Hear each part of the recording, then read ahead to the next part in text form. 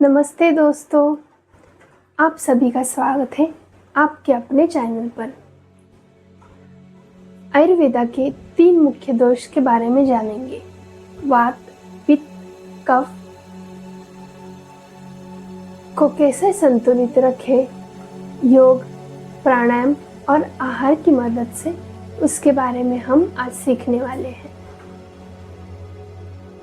थकावट, चिड़चिड़ापन, त्वचा रोग और सांस लेने में दिक्कत होती है। तो चलिए जानते हैं प्राकृतिक रूप से हम इन 3 दोषों को कैसे बैलेंस कर सकते हैं। तो हम जानेंगे त्रिदोष क्या है। तो उसमें पहला दोष है वात दोष। हवा और आकाश तत्व से बना हुआ है। इसके लक्षण होते हैं चिंता, गैस, कब्ज और नींद की कमी।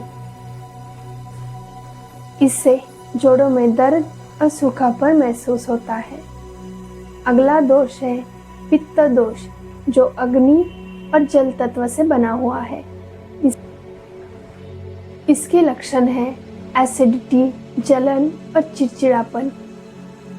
इससे पेट की गर्मी और मुंह में छाले जैसी समस्या होती है। अगला है कफ दोष, जो जल और पृथ्वी तत्व से बना हुआ है। उसके लक्षण होते हैं भारीपन, बल कम और सुस्ती आती है। उससे शरीर में एलर्जी, जुकाम और मोटापा जैसे समस्या आती है। ये हो गए त्रिदोष, वात, पित्त और कफ। तो ये 3 दोषों को संतुलित रखने के लिए हम कुछ योग अभ्यास के बारे में जानेंगे। पहला है वज्रासन, जो डाइजेस्टिव को बैलेंस करता है और पाचन तंत्र को सुधारता है। तो उसके लिए इस तरह से बैठना है। खाना खाने के बाद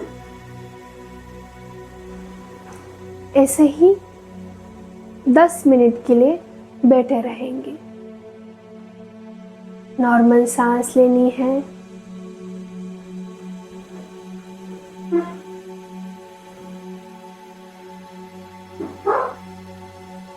आंखों को भी बंद कर सकते हो। स्पाइन को सीधा रखना है।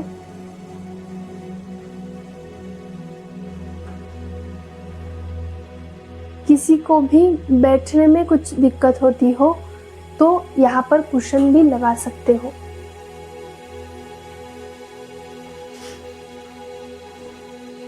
आंखों को बंद करेंगे। नॉर्मल सांस लेनी है।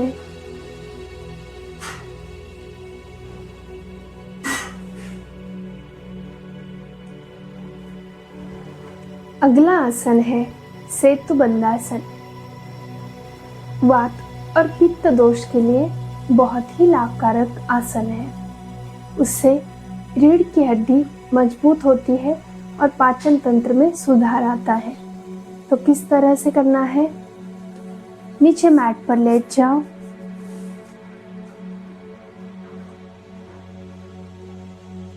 दोनों पैरों को एक साथ में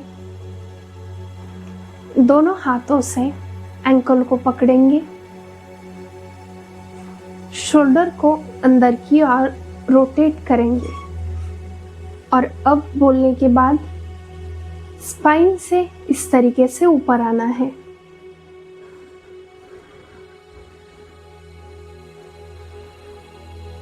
होल्ड करना है कुछ समय के लिए।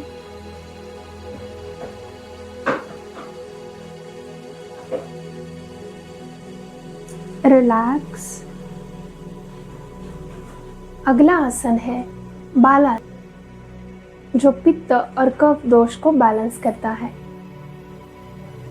मन को शांत करता है और अंदर की गर्मी को कम करता है। कैसे करना है? वज्रासन में बैठेंगे।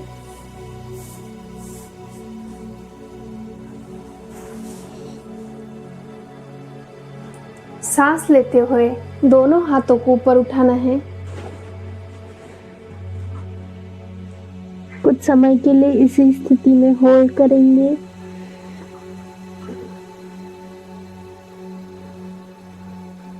नॉर्मल सांस लेते रहें।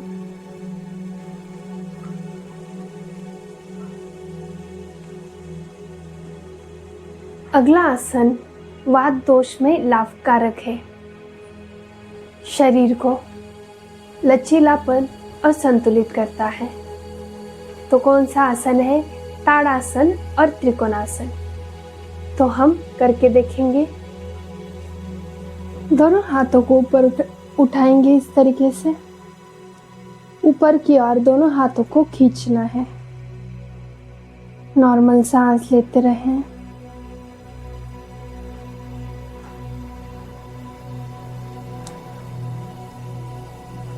रिलैक्स। अगला आसन त्रिकोणासन। दोनों पैरों में थोड़ा सा अंतर लेना है। दोनों हाथों को साइड में लेंगे। राइट हैंड को पूरा नीचे, लेफ्ट हैंड को ऊपर। दोनों साइड से करना है इस तरीके से।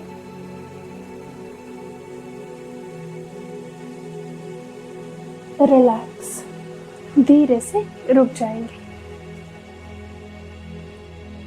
वात, पित्त और कफ दोष को बैलेंस करने के लिए कौन से प्राणायाम करने चाहिए? तो अनुलोम विलोम प्राणायाम, भस्त्रिका प्राणायाम, शीतली प्राणायाम जैसे प्राणायाम करने चाहिए है। अनुलोम विलोम प्राणायाम सभी दोषों को संतुलित करता है। हर रोज 5 मिनट करने से वात, पित्त और कफ दोष पूरी तरीके से बैलेंस हो जाएगा।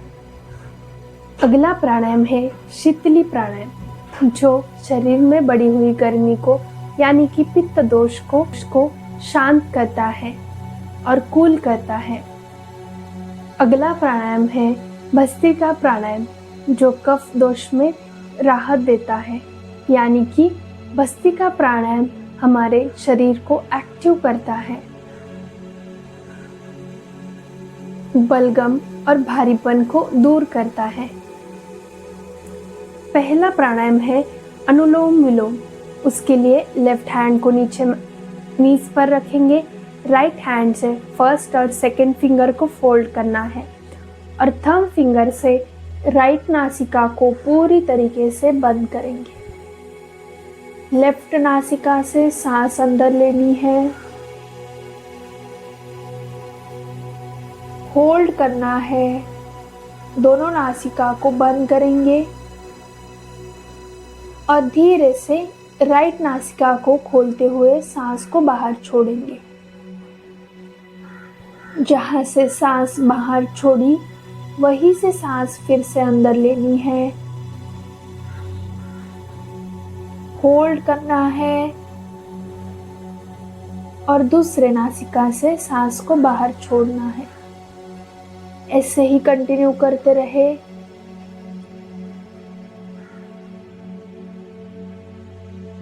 वन मिनट का एक राउंड कर सकते हैं 5 मिनट के लिए हर रोज।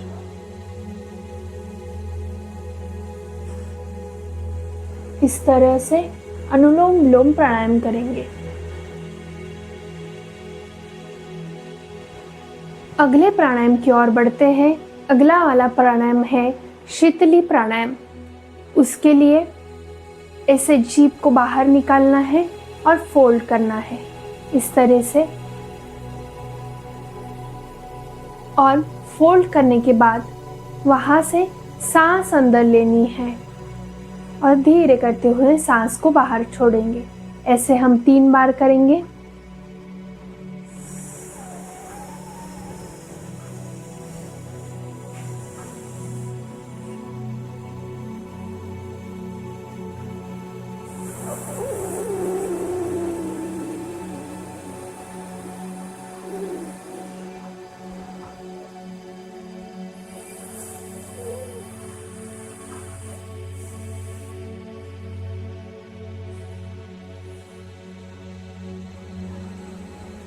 रिलैक्स।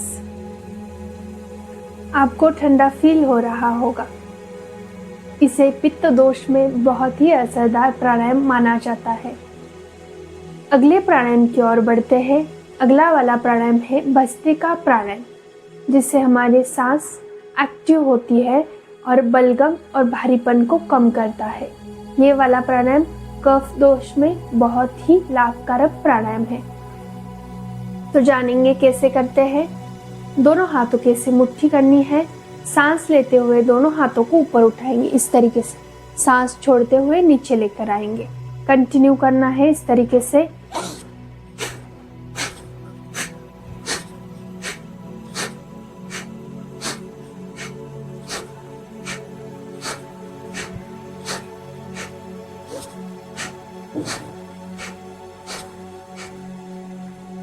रिलैक्स।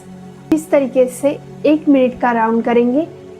2 से 3 मिनट के लिए इसे कंटिन्यू करते रहना है। अभी हम त्रिदोष को संतुलित करने के लिए क्या क्या आहार लेना चाहिए उसके बारे में जानेंगे। तो पहले वात दोष के लिए गरम, ताज़ा और चिकनाई जैसा खाना खाना चाहिए। ज़्यादा से ज़्यादा तिल का तेल, अदरक और घी ऐसे आहार का सेवन करना चाहिए। ठंडी, सूखी और कच्चा आहार बिल्कुल ही लेना नहीं चाहिए। पित्त दोष के लिए ठंडा, मीठा और तरल भोजन लेना चाहिए। नारियल पानी, खीरा और शीतल फल लेना चाहिए, जैसे सेब और नाशपाती जैसे फल का सेवन करना चाहिए। पित्त दोष वाले लोग तीखा, तला हुआ और खट्टा बिल्कुल ही खाना नहीं है। तला हुआ, खट्टा टालना है। कफ दोष के लिए भोजन हल्का, सूखा और गर्म भोजन का सेवन करना चाहिए। मसालों में काली मिर्च, अदरक और हल्दी जैसे सेवन करना चाहिए। मीठे, भारी और ठंडा भोजन बिल्कुल ही करना नहीं है। योग, प्राणायाम और संतुलित आहार से आप ये 3 दोषों को अच्छी तरीके से प्राकृतिक रूप से बैलेंस कर सकते हो। तो ये वीडियो आप सभी को अच्छा लगा हो तो ज़रूर लाइक करें, ज़्यादा से ज़्यादा लोगों तक शेयर करें, कमेंट करें और सब्सक्राइब करना ना भूलें। मिलते हैं अगले वीडियो में। धन्यवाद दोस्तों।